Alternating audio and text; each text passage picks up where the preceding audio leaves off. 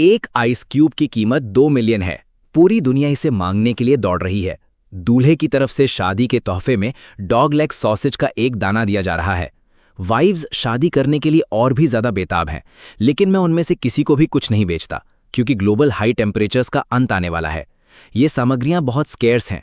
बहुत से लोग या तो मारे जा चुके हैं या फिर धूप से झुलस कर मर रहे हैं।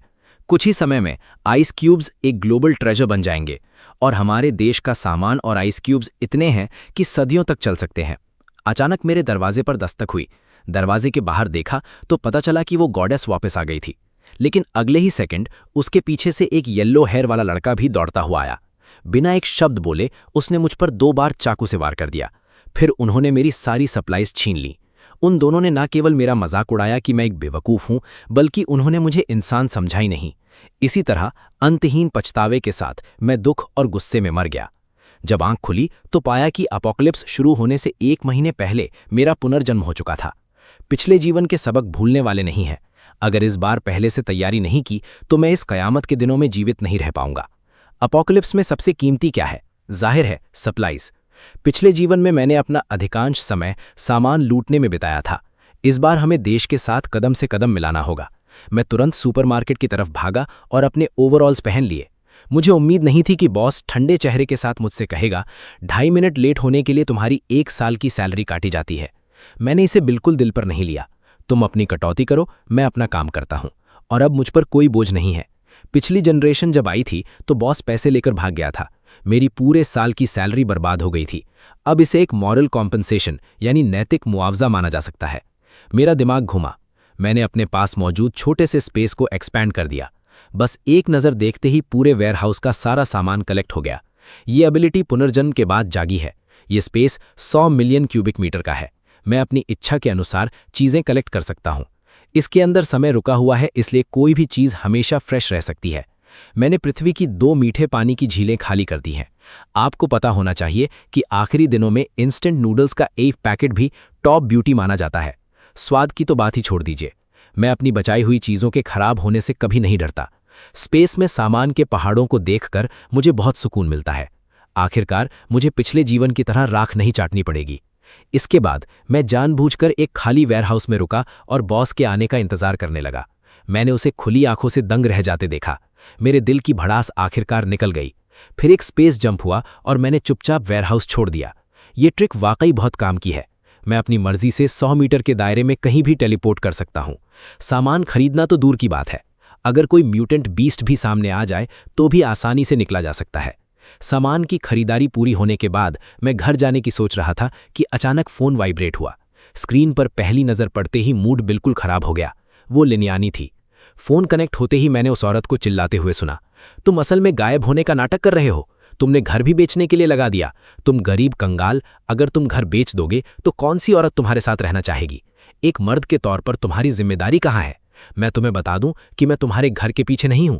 मैं चाहती हूं कि तुम्हारा एक एटीट्यूड हो। अगर तुम घर मेरे नाम ट्रांसफ़र नहीं करोगे तो मुझे सेंस ऑफ सिक्योरिटी कहाँ से मिलेगी? मैं तुम्हारा घर चाहती हूं, इसका मतलब ये नहीं कि मैं तुमसे प्यार नहीं करती। लिनियानी अपनी ब्रेन वॉशिंग जारी रखना चाहती थी, लेकिन मैंने उसे ठंडे लहजे में बीच में ही रोक दिया। क्या ये खत्म हो गया है? सच में तुम एक पागल मेंढक की तरह हो जो पैर पर चढ़ जाता है, काटता तो नहीं लेकिन घिनौना लगता है।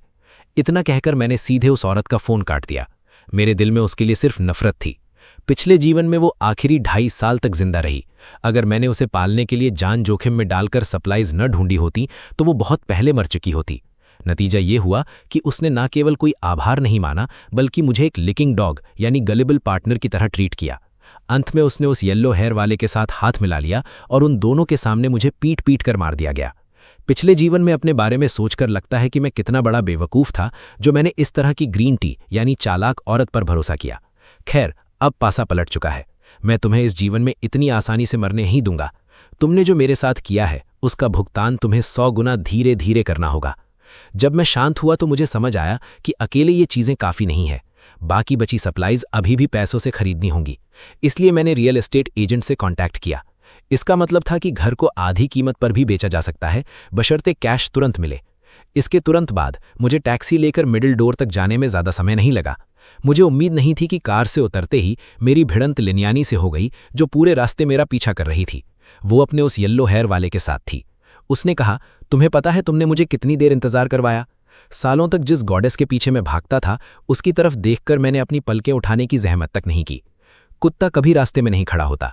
येलो हेयर वाले लड़के ने तुरंत छलांग लगाई। तुम्हें घर बेचने की इजाजत किसने दी? हमारे घर को छूने की हिम्मत भी मत करना। मानो या ना मानो, मैं तुम्हें कल का सूरज नहीं देखने दूंगा। मैं बकवास करने के मूड में नहीं था। मैंने सीधे आगे बढ़कर एक पंच मारा और फिर उसका गला दबा दिया। मैं तुम्हें तुम्हारी आने वाली पीढ़ियों से महरूम कर दूंगा। छोटे येलो हेयर को पिटता देख लिनियानी ने मेरे कपड़े पकड़ लिए और चिल्लाने लगी, मार डाला, मार डाला। मैंने उसे एक जोरदार तमाचा जड़ दिया। अगर मरना है तो साथ में मरने की दुआ करो। लिनियानी को थप्पड़ लगा और वो कई कदम पीछे जा गिरी। उसने अपना चेहरा ढांक लिया और डर के मारे मुझे घूरने लगी। उसे अपने सामने खड़ा ये इंसान बिल्कुल अजनबी लग रहा था। मैंने अपने हाथ में मरणासन्न येलो हेयर की तरफ देखा और मुस्कुराया। चिंता मत करो, तुम्हें इतनी आसानी से मरने नहीं दूंगा। हाथ ढीला होते ही येलो हेयर दूर लुढ़क गया और भाग खड़ा हुआ, जैसे उसने कोई भूत देख लिया हो। लिनियानी इस समय होश में आई और उसने फिर से अपनी अजीब बातें शुरू कर दी। तुम मेरे करीब आओ, मैं अभी सच में नाराज नहीं हूं।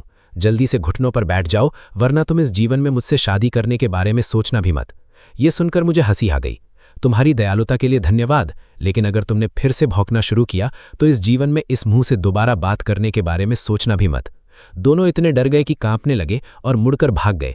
जाते जाते एक घिसा पिटा डायलॉग छोड़ गए, तुम मेरा इंतजार करना, हम वापस आएंगे। मैं मुड़ा और एजेंसी के अंदर चला गया। अंदर मैनेजर ली एक पुरानी लोमड़ी जैसी मुस्कान के साथ बहुत अटेंटिवली बैठा था। क्या लगता है ये काम करेगा? मैंने ये घर प्राइवेटली खरीदा है। बेशक वो चालाक था। इस घर की मार्केट प्राइस 100 रुपए से ज्यादा है। इस घर की मार्केट प्राइस 100 से ज्यादा है और मैं बेवकूफ इसे सिर्फ 100 में बेच रहा हूं। जब वो इसे आगे बेचेगा तो वो लाखों डॉलर कमा सकता है। मैं उसका गणित कैसे नहीं समझता, लेकिन इससे कोई फर्क नहीं पड़ता जब तक कि पूरा अमाउंट आज ही मिल जाए। जैसे भी हो, मैनेजर ली ने तो पहले ही कॉन्ट्रैक्ट तैयार कर रखा था। आपने साइन किया और मैं तुरंत ट्रांसफर कर दूंगा। औपचारिकताएं पूरी हो गईं और कार्ड में 700 रुपए भी आ गए। लेकिन डूम्सडे के रिजर्व के लिए यह पैसा अभी भी काफी नहीं था। इस दुख की घड़ी में अचानक मुझे एक आइडिया आया। एक तरीका है जहां पैसा सबसे तेजी से आता है। मुझे एक लेंडिंग कंपनी ढूंढने में ज्यादा समय नहीं लगा। इत्तेफाक से लोन देने वाला असल में एक पुराना परिचित निकला, हुआंग माओ का भाई सुनियांग। उसने अपना मुंह खोला और कीमत कम कर दी। तुम्हारे घर की कीमत अधिकतम 500 युआन है और घर के कागजात मेरे पास दबाकर रखने होंगे। मैं सीधे 10 साल के पार्टनर्स के सामने शोडाउन करने जा रहा हूं। मुझे ये अभी चाहिए। मैं 1 हफ्ते के भीतर हिसाब चुकता कर दूंगा। इसके बाद मैं तुम्हें ब्याज समेत वापस कर दूंगा।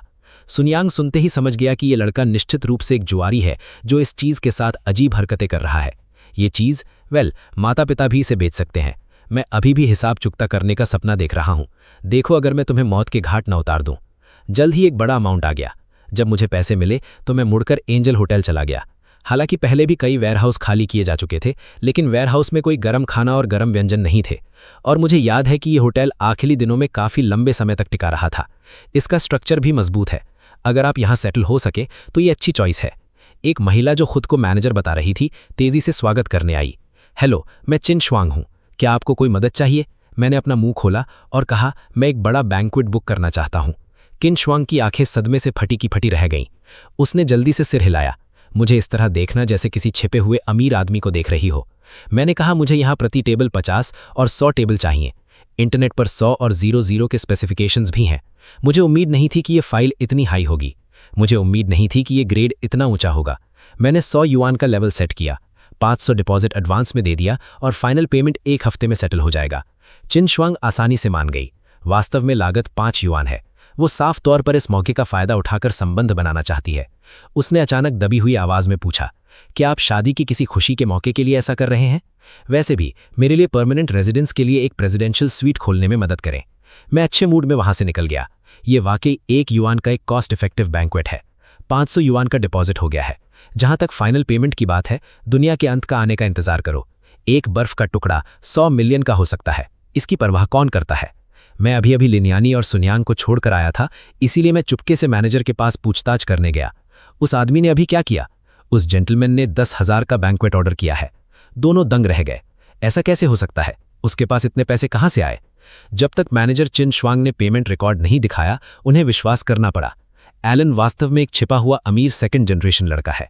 लिनियानी को अचानक बेहद खुशी महसूस हुई। अब सच में किस्मत चमकने वाली है। एक अमीर पत्नी की जिंदगी बस आने ही वाली है। उसने सपने में भी नहीं सोचा था कि इस तरह की अच्छी चीज सामने आएगी। कंपटीशन कम हो जाएगा वो कुत्ता जो कभी खुद के प्रति वफादार था। जब लिनियानी दिवा स्वप्न देख रही थी तब तक मैंने अपने हाथ में मौजूद पैसों का हिसाब लगाना शुरू कर दिया था। अभी के डिपॉजिट को हटा दें तो 10,000 दिन बचे हैं। हालांकि पहले भी बहुत सारी खरीदारी की गई थी, लेकिन हीटिंग इक्विपमेंट और आइस मशीन जैसी बहुत सी ज़रूरी चीज़ें सुपरमार्केट में बिल्कुल नहीं थीं। भले ही आप केवल डिपॉजिट का भुगतान करें, लेकिन अब पैसा काफ़ी नहीं है। लेकिन जल्द ही मुझे फिर से एक आइडिया आया। वैसे भी अंत आने वाला है। इस समय बेरी प्लेटफॉर्म का फ़ायदा और कब तक उठाया जाएगा? अगले 2.5 घंटे तक मैं विभिन्न लैंडिंग और कंजम्पशन प्लेटफॉर्म्स पर हाथ आजमाता रहा। एक ही बार में रियल नेम ऑथेंटिकेट किया। मार्केट में जो भी अप्लाई किया जा सकता है, आप उसके लिए अप्लाई कर सकते हैं। लगभग उन सभी को रिकॉर्ड किया गया था। यहाँ केवल एक ही सिद्धांत है, जब तक प्लेटफॉर्म देने की हिम्मत करता है, मैं मांगने की हिम्मत करता हूँ। मेहनत रंग लाई। आखिरकार मैंने 100 युआन की वापसी की भरपाई कर ली। फंड्स अपनी जगह पर आ गए। मैंने ज़रूरी सप्लाइज की तलाश शुरू कर दी। मैंने एंथ्रासाइट आइस मेकर और बड़ी मात्रा में बर्फ का ऑर्डर दिया, कुछ ऐसा जो इन सुपरमार्केट्स में उपलब्ध नहीं है। मैंने उन सभी को ऑनलाइन बुक कर दिया। आपको पता होना चाहिए कि अंत केवल अत्यधिक गर्मी नहीं है, इसके बाद एक कड़ाके की ठंड आएगी और आपको उससे गुजरना होगा। ये इस बात से देखा जा सकता है कि गर्म और ठंडा रखने के लिए पर्याप्त चीज़ें हैं या नहीं। मैंने 300 युआन के डिपॉजिट के साथ 10 टन एंथ्रासाइट का ऑर्डर दिया। इसके बाद स्थानीय बर्फ कारखाने से संपर्क किया। मैं व्यक्तिगत रूप से एक बड़ी डील पर बातचीत करने की योजना बना रहा हूं। मुझे उम्मीद नहीं थी कि मैं बस नीचे ही जाऊंगा। मेरी भिड़ंत भूतिया लिनयान और उसकी सबसे अच्छी सहेली शाओ जिया से हो गई। पिछला जीवन, ये शाओ जियाजी है जो मेरे पीछे मेरे बारे में बुरा बोलती रहती है। तुम्हारी मूर्ख लिनयानी ने मेरे घर पर कब्जा कर लिया है। इन दोनों रोगों को देखकर मेरा मूड अचानक खराब हो गया। लिनयानी इस बार असामान्य थी। उसने लाल चेहरे के साथ मुझे रोक दिया, क्योंकि मुझे एक अमीर आदमी माना जाता था। वो मेरी इस सोने की बतख वाली शादी को पकड़कर रखने के लिए दृढ़ थी। ये देखकर कि मैंने उसे पूरी तरह से इग्नोर कर दिया, उसने और शाओ परिवार ने सोचा कि ये एक टेस्ट है। जल्दी से एक कार ली और पीछे हो लिए। मैं बर्फ के कारखाने पहुंचा। बॉस वू के साथ कुछ बातें की, फिर वो सीधे मुद्दे पर आ गया। 5 टन खाने वाली बर्फ जितनी जल्दी हो सके तैयार की जा सकती है। बॉस वू ने अपनी छाती ठोकी और 2.5 दिन का वादा किया। 200 प्रति टन, 10 लाख सब मिलाकर। मैंने सीधे अपना डिपॉजिट ट्रांसफर कर दिया। ये सहमति बनी कि इसे 2.5 दिन बाद निर्दिष्ट वेयरहाउस में डिलीवर कर दिया जाएगा, फिर फाइनल पेमेंट सेटल कर लिया जाएगा। बॉस वो आसानी से मान गए। प्राइस पर बातचीत भी की जा सकती है। लिनयानी और पीछा करने वाले दोनों एक ही तरफ थे। जब उन्हें पता चला कि मैंने 100 युआन की बर्फ खरीदी है, तो वे इतने हैरान रह गए कि उनका जबड़ा फटने को था। अब उन्हें पूरी तरह से विश्वास हो गया है कि शाओ आउन निश्चित रूप से एक असली अमीर आदमी है। ज़रूरी मटेरियल्स तैयार करने के बाद मैं अपना ख्याल रखने के लिए एक हाई एंड रेस्टोरेंट में आ गया। मेन्यू पलटते समय उनके शेफ की एक रैंडम डिश देखने के लिए कॉम्पिटिशन सा था, जिसकी कीमत 150 रुपये थी। वेटर ने इंट्रोड्यूस किया कि यह शेफ द्वारा उसी पल की इंस्पिरेशन के आधार पर तैयार की गई डिश है। शेफ क्या बनाता है ये उसके मूड पे डिपेंड करता है। मुझे ये दिलचस्प लगा, इसलिए मैंने एक डिश ऑर्डर कर दी। कुछ देर बाद प्रोफेशनल कपड़े पहने हुए एक लेडी खुद खाना लेकर आई। मुझे पता चला कि वही शेफ हैं। मेरा दिल दहल गया। भला वो यहाँ कैसे हो सकती हैं? हे भगवान, शेफ इशवान। लेट एंड टाइम्स में वो अपनी अजीब कुकिंग स्किल्स के लिए जानी जाती हैं, जो सड़ी गली चीज़ों को भी बेहतरीन बना देती हैं। कहा जाता है कि उसकी बनाई डिशेस के टेम्पटेशन को कोई नहीं रोक सकता। वे कौन सी डिशेस थीं? वे सभी ज़ॉम्बीज़ के म्यूटेटेड मटीरियल से बनी थी, जो बेहद टॉक्सिक थीं। अगर आप इसे खा लें तो आपकी मौत पक्की है। मेरा हैरान चेहरा देखकर येवेर के मुंह के कोने थोड़े मुड़ गए। मुझे डर है कि मेरी जैसी बड़ी ब्यूटी तुम्हें जहर न दे दे। मैं होश में आया और अपने सामने रखे स्टेक का मजा लेने लगा। ये अभी दुनिया का अंत नहीं था, इसलिए मैंने उससे अपने लिए खाना बनवाने की हिम्मत की। भविष्य में तो मैं इसे छूने की हिम्मत नहीं करूंगा। खाने पीने के बाद मैंने महान लेजेंडरी सेंचुरी बार को चेकआउट करने का मन किया। मर्चेंट्स ऑफिस में एक फेमस गोल्ड विंडो है। कई अमीर बच्चे बहुत पैसा खर्च करते हैं, लेकिन शायद मजा नहीं ले पाते। वो दिन नज़दीक आ रहा है, इसलिए शहर की समृद्धि का अनुभव करने का ये शायद मेरा आखिरी मौका है। बार में मेरे बगल में बैठी एक लड़की अपना दुख कम करने के लिए ड्रिंक कर रही थी। उसने कहा कि इस कम बार ने उसका दिल तोड़ दिया है। मैंने अभी कुछ ही गिलास पिए थे कि वो अपने लाल गालों के साथ मेरी तरफ झुकी। हैंडसम गाय, क्या तुम सिंगल हो? अभी बात पूरी भी नहीं हुई थी कि लिनयानी और शाओजिया फिर से भूत की तरह अटपके। मैंने देखा कि वे इसी तरफ आ रहे हैं। मैं उस ब्यूटी को लेकर 2nd फ्लोर की तरफ भागा और एक खाली डबल बेडरूम में छिप गया। दरवाजे के पीछे से कुंडी लगा दी। यूनियन की मूवमेंट्स थोड़ी अजीब थीं। शाई से कहा कि उसे कोई एक्सपीरियंस नहीं है। मैंने उसके चेहरे पर थपकी थपाई। तुमने बहुत ज़्यादा ड्रिंक कर ली है, मेरी बात होश से सुनो। इन दिनों बाहर ना निकलने की कोशिश करना। माइटी कंट्री ऑर्डर फूड, मैं उसे रिजेक्ट करने की बात कुछ हद तक भूल गया हूं। दरवाजे के बाहर खड़े दोनों लोगों का पोस्टर देखकर लग रहा था कि आज रात कोई चांस नहीं मिल सकता। 2.5 दिन बाद मेरे द्वारा ऑर्डर की गई सारी सप्लाईज एक एक करके डेजिग्नेटेड वेयरहाउस में डिलीवर कर दी गईं। लिनियानी, ज़ियाओज़िया और सुनहाओ भी खबर सुनकर वहां पहुंच गए। जब उन्होंने ग्रीन टाउन होटल द्वारा भेजे गए ड्राई टेबल बैंक्वेट, मौके पर बिछाया गया रेड कारपेट और सावधानी से अरेंज की गई रस्मों को देखा तो लिनीचा सपने देखने लगी। उसे पूरा यकीन था कि मैंने इतनी बड़ी तैयारी सिर्फ उसे प्रपोज करने के लिए की है। वो मेरे पास आई और पूछा, जोरन, तुम इतनी सारी चीजें क्यों खरीद रहे हो? मैंने उसे एक ठंडा लुक दिया। मैं तुम्हें सामान मूव करने में मदद करने के बाद बताऊंगा। उसका चेहरा तुरंत उतर गया। उसने मन ही मन सोचा, क्या मजाक है, मैं वो हूं जो एक अमीर पत्नी बनना चाहती हूं, तुम मुझसे ऐसा रफ काम कैसे करवा सकते हो? साइड में खड़ी शाओजिया ने दबी आवाज में याद दिलाया, ये निश्चित रूप से एक टेस्ट है, देखो कि तुम कठिनाई बर्दाश्त कर सकती हो या नहीं। वो अमीर पत्नी बनने के लायक नहीं है। आया ने ऐसा कहा और यानी तुरंत एनर्जेटिक हो गई। मैं उस तरह की नखरेबाज औरत नहीं हूं। उसने अपने दांत पीछे और सप्लाईज को मूव करना शुरू कर दिया। मैं मन ही मन खुश था। अमीर पत्नी बनने का इंतजार करो, बस उसके सारे पैसे अपने हाथों में ले लो। श्याओ परिवार भी मदद के लिए आगे आ गया। उनके चेहरे लाल हो गए थे और आंखें थकी हुई थीं। उसने चुपके से एक छोटा सा कैलकुलेशन किया। भले ही आप एक अच्छे इंसान ना बन सके, लेकिन पीने के लिए सूप का एक छोटा सा घूंट तो मिल ही सकता है। इतना मुफ्त का लेबर देखकर स्वाभाविक रूप से मुझे खुशी हुई। इतनी सप्लाईज थी कि अगर होटल और मैन्युफैक्चरर अपने लोग भी भेजते तो भी उन्हें मूव करने में काफी समय लगता। आखिरकार सब कुछ स्टोरेज में चला गया। इस पूरे समय के दौरान लिनियानी ने चावल का एक दाना भी नहीं खाया। ये सब सिर्फ एक अमीर पत्नी बनने के जुनून के दम पर हुआ। शाओजिया का थका हुआ चेहरा नीला पड़ गया था। वे जमीन पर घुटनों के बल बैठकर हाँप रही थी। इस कमीने ने हमसे इतना भारी सामान उठवाया। बर्फ के टुकड़े एक बॉक्स में 10 शून्य युआन के हैं। टेस्ट अब खत्म हो जाना चाहिए। अब सभी के लिए ये अनाउंस कर देना चाहिए कि दुल्हन कौन है। अब उन अमीर गेस्ट्स के सामने आने का भी समय आ गया है। मैंने हर असली पोर्टर को 10 शून्य युआन के रेड एनवेलप दिए। आपकी कड़ी मेहनत के लिए धन्यवाद। मैं कॉन्ट्रैक्ट के अनुसार 1 सप्ताह के भीतर फाइनल पेमेंट सेटल कर दूंगा। तभी लिनियानी डोर फ्रेम को पकड़े हुए लड़खड़ाते हुए आई और उम्मीद के साथ जोएल रन से पूछने लगी, क्या तुम्हारे पास अब मुझसे कहने के लिए कुछ है? मैंने सिर हिलाया। तुम्हारी मदद के लिए बहुत बहुत धन्यवाद, लेकिन इसके लिए कोई पेमेंट नहीं है, तुम जा सकती हो। लिनियानी पूरी तरह पैनिक हो गई। मजाक मत करो, कोई सरप्राइज जरूर होगा ना। तुम गेस्ट्स को बाहर आने के लिए कहो, हम शादी करके एक अच्छी लाइफ जिएंगे। मैंने उसे बिना किसी एक्सप्रेशन के देखा। असल में मुझ पर बहुत कर्ज है, घर भी बिक चुका है। क्या तुम अब भी इस तरह मेरे साथ चलने को तैयार हो? 10,000 के बैंक्वेट में जाना नामुमकिन है। रेस्टोरेंट्स में तुम्हारे हजारों खर्च होते हैं, तुम्हारे पास पैसे कैसे नहीं हो सकते? मेरा लहजा बिल्कुल फ्लैट था। वो एक बड़े बॉस हैं जो चैरिटी बैंक्वेट करना चाहते हैं। अंत में उन्हें अफ्रीका ट्रांसपोर्ट किया जाना था। मैं बस डॉकिंग में मदद कर रहा हूं। बात खत्म होते ही वेयरहाउस में सन्नाटा छा गया। मेरा एक्सप्लेनेशन सुनने के बाद लिनियानी पूरी तरह आउट ऑफ कंट्रोल हो गई। उसके चेहरे का लालच अब छिप नहीं सकता था। वे अपने हाथ पांव चलाते हुए मेरे ऊपर झपटी।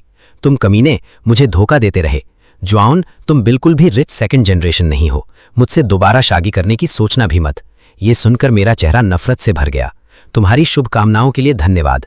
तुम्हारी जैसी चीज से मैं सच में दोबारा नहीं मिलना चाहता। इस तरह लिनियानी ने अपने कड़े शब्द कहे और गुस्से में चली गई। मैं अपनी हंसी नहीं रोक पाया। वेट करो एंड आने का, तुम कंफर्टेबल हो जाओगे। फिर मैं मुड़ा और लोहे का दरवाजा लॉक कर दिया। अपना हाथ उठाकर स्पेस एबिलिटी को एक्टिवेट किया और वेयरहाउस का सारा मटेरियल स्टोर कर लिया। अब बस एंड आने का इंतजार है। 3 दिन का समय आया।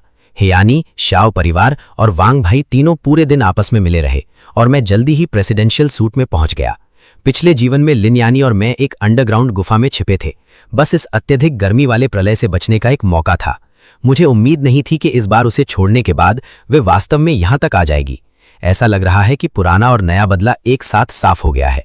ठीक उसी समय जब दोनों चिपके हुए थे, आसमान में चांद अचानक एक तेज एनर्जी से एंटर हुआ। टेम्परेचर भी तेजी से बढ़ा। पलक झपकते ही कुछ लोगों को अनकंफर्टेबल महसूस होने लगा। वे रोते चिल्लाते होटल की तरफ वापस भागे। अचानक ऐसा क्यों लग रहा है कि चांद की रोशनी इतनी गर्म है? नहीं, ये मुझे जान से मार रही है। तुम होटल वापस आ सकते हो। वे तीनों अभी भी इतने गर्म थे जैसे फटने वाले हों। यहां तक कि दूर रखे फिश टैंक को भी नहीं बख्शा गया। वे ठंडे पानी से खुद को शांत करने के लिए अंदर भागे। पीछे सुन यांग को देखो, इस समय वो लगभग आधा पक चुका है। छोटे भाई ने चोट चेक करने के लिए कदम आगे बढ़ाया और अचानक चौंक गया। भाई यांग, आप हर्ट हुए हैं, जल्दी से हॉस्पिटल जाकर दिखाइए। ये सुनते ही सुनयांग ने तुरंत अपने सबॉर्डिनेट को कॉल किया। शाह उसे लेने के लिए होटल की तरफ बढ़ा, लेकिन जैसे ही कार गैराज से बाहर निकली, एक चकाचौंधियाती व्हाइट लाइट से आंखें चौंधिया गईं। कार अभी ज्यादा दूर नहीं गई थी कि उसके टायर्स फट गए। शाह ने जल्दी से कार से उतरकर चेक किया, आखिर चल क्या रहा है? ये इतना गर्म है कि फट रहा है, क्या बकवास है? वो सुनयांग को वापस कॉल करने ही वाला था कि वो आगे नहीं बढ़ सकता, लेकिन किसे पता था कि पैरों के नीचे के जूते जमीन को छूते ही पल भर में भाप बन जाएंगे।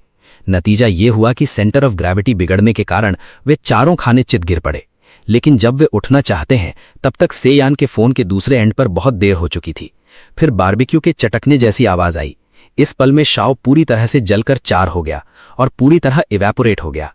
इसी बीच में प्रेसिडेंशियल सूट में आराम से लेटा हुआ था। यहां न केवल सबसे पावरफुल एयर कंडीशनिंग है, बल्कि एक बड़ा पूल भी है। गर्मी की बिल्कुल चिंता नहीं है। अगले दिन रांगू में average outdoor temperature 5 degree Celsius तक बढ़ गया था और ग्राउंड टेम्परेचर एक भयानक 10 डिग्री सेल्सियस तक पहुंच गया था। ये लगभग ऐसी स्थिति बन गई थी कि बाहर निकलते ही मौत तय थी। म्यूनिसिपल पावर सेंटर भारी लोड को बर्दाश्त नहीं कर सका और पल भर में ब्लास्ट हो गया। नतीजा ये हुआ कि पूरे शहर की बिजली कट गई। एयर कंडीशनर के कूलिंग सपोर्ट के बिना इंडोर टेम्परेचर तेजी से 4 डिग्री तक बढ़ गया। भले ही वे नग्न थे, फिर भी सभी लोग पसीने से तरबतर थे। क्या किया जाए? इस तरह चलते रहने से देर सवेर आपकी गर्मी से मौत हो जाएगी। अचानक लिनियानी को कुछ याद आया। मुझे याद है, एंजल होटल के प्रेसिडेंशियल स्वीट में एक पूल है, हम जाकर उस पर कब्जा कर सकते हैं। पिक्चर बदली और मैं पहले से ही पूल में खुद को कूल कर रहा हूँ। ये न केवल वर्टिकल एयर कंडीशनिंग और एनर्जी सप्लाई के लिए बड़ी बैटरियों से लैस है, बल्कि कमरे के टेम्परेचर को मेंटेन रखने के लिए आइस क्यूब्स भी रखे गए हैं। सोफे पर बैठकर साल के लिट का आनंद लेना बेहद कंफर्टेबल है। इस बीच मैंने होटल द्वारा तैयार किया गया बहुत सा खाना भी निकाल लिया। दिन के पहले दिन क्विक मील लेना अच्छा है। जैसे ही मैं अपने खाने का आनंद लेने वाला था, दरवाजे पर दस्तक हुई। दरवाजा खोलो, मुझे पता है तुम अंदर हो। मैंने धीरे से दरवाजा खोला। पल भर में ठंडी हवा बाहर आ गई। ठंडक महसूस कर तानियांग तो लगभग इसमें डूब ही गया। ये बहुत कंफर्टेबल है। एक आवाज आई। सोना ने पूल, आइस क्यूब्स और खाना देखा तो अचानक उसकी आंखें चमक उठी। बड़े भाई, इसे देखो, बहुत सारी चीजें हैं। जब वो घर पहुंचा तो उसने और भी ज्यादा कोसा। मास्टर, हम सब गर्मी से मर रहे हैं, तुम यहाँ अकेले इसके मजे क्यों ले रहे हो? ये सही बात नहीं है, तुम बहुत सेल्फिश हो। जल्दी से इस कमरे को खाली करो बेटे। आल्जो ने तुरंत हाँ में हाँ मिलाई। मास्टर, अब वो समय आ गया है कि तुम मुझसे लिया हुआ उधार वापस करो। मुझे ये कमरा दे दो, बस अगले कुछ दिनों के लिए अपना इंटरेस्ट ब्याज चुका दो।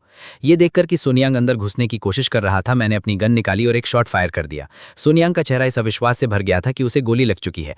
अगर तुमने एक कदम और आगे बढ़ाया तो तुम मर जाओगे। बाकी लोग तुरंत डर गए। इसके पास सच में एक गन है, इस लड़के को ये कहां से मिली? रिन बहुत रूथलेस है, तुम डर जाओगे तो मैं भी सॉफ्ट पड़ जाऊंगा। लेकिन ये अंत नहीं था। मैंने सुनियांग को फिर से गोली मार दी। अगर बाहर निकलना है तो यहां से दफा हो जाओ, बहुत बकवास हो गई। अगर अभी मरना चाहते हो तो मैं 3 तक गिनता हूं।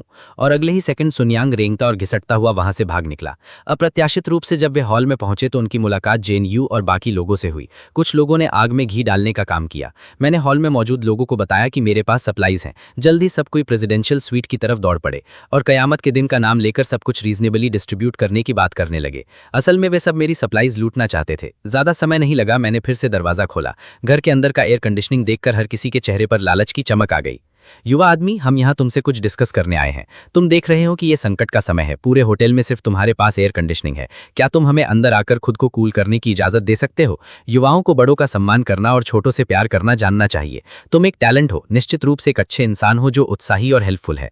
इसी समय एक बच्चे ने चारों तरफ देखा जैसे वो कुछ ढूंढ रहा हो। अचानक उसकी नजर मेरी टेबल पर रखे फ्राइड चिकन पर पड़ी। फिर वो पागलों की तरह घर के अंदर भागा। मैंने कदम आगे बढ़ाया और उसे लात मारकर दूर फेंक दिया। अपने बच्चों को संभाल कर रखो, वरना मुझे तुम्हें अच्छे से डिसिप्लिन सिखाने में मदद करने में कोई आपत्ति नहीं होगी।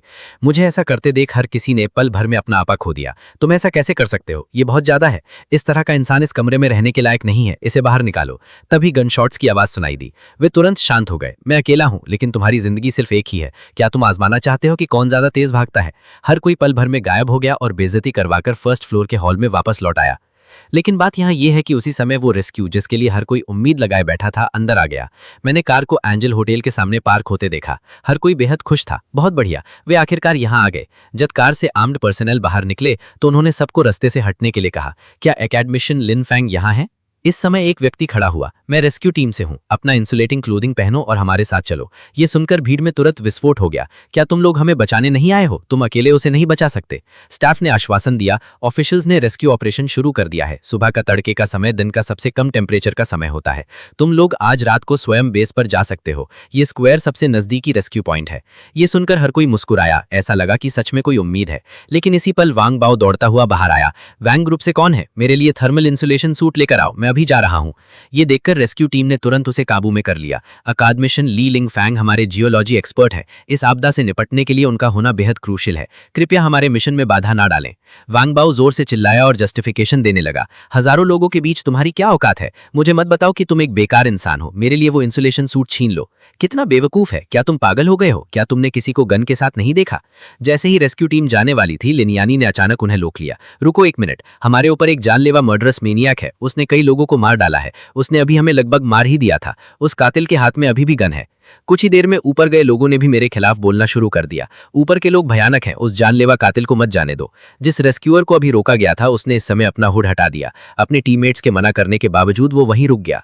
तुम लोग पहले अकेडमिशन को लेकर निकलो, मैं यहाँ का मामला निपटाने के बाद तुमसे मिलूंगा। फिर उसने अपना हथियार उठाया और ऊपर की तरफ चल दिया। मुझे देखने दो कि तुम कहाँ से आते हो। ये स्थिति देखकर लिनियानी मन ही मन मुस्कुराने लगी और शाओ रेन के मारे जाने का इंतजार करने लगी।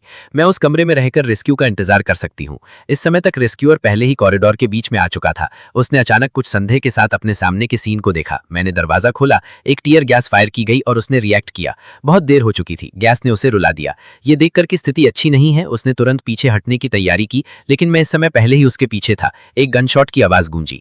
जब रेस्क्यूअर दोबारा होश में आया तो उसे पूरे शरीर में बस ठंडक महसूस हो रही थी।